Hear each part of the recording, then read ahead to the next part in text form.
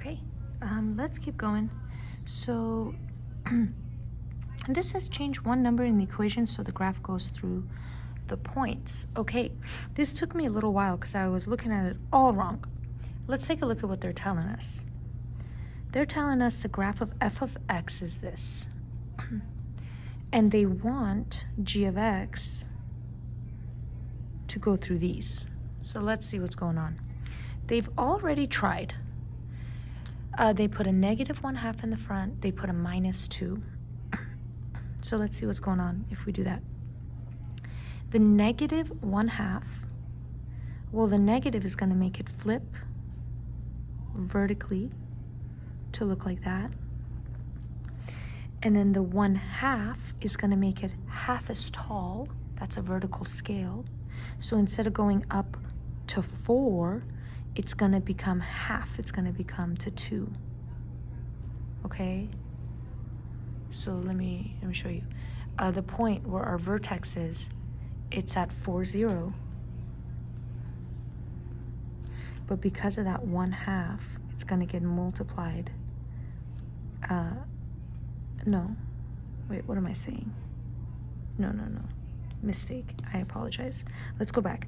Let's go back to our original vertex, which was at -3, -4. This is the vertex of the original. This -1/2 will multiply by the y.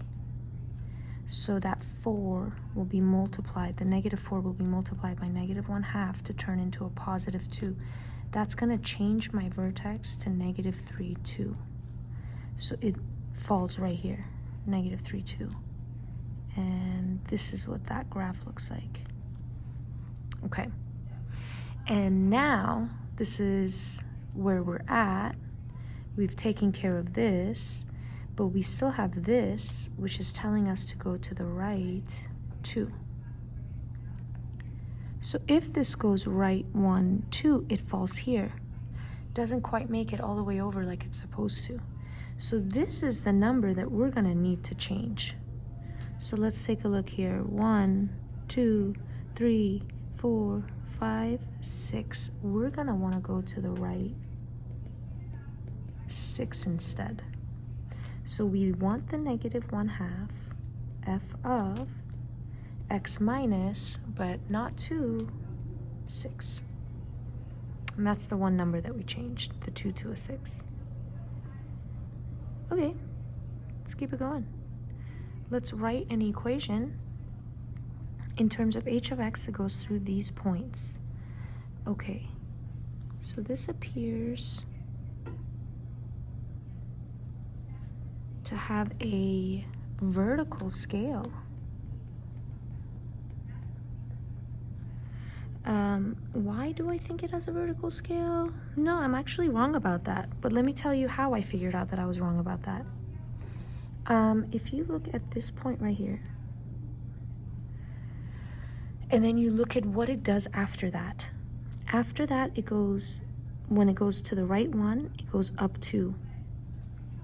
If this graph had a vertical scale, this would change. It would get either taller or shorter. That's what a vertical scale does.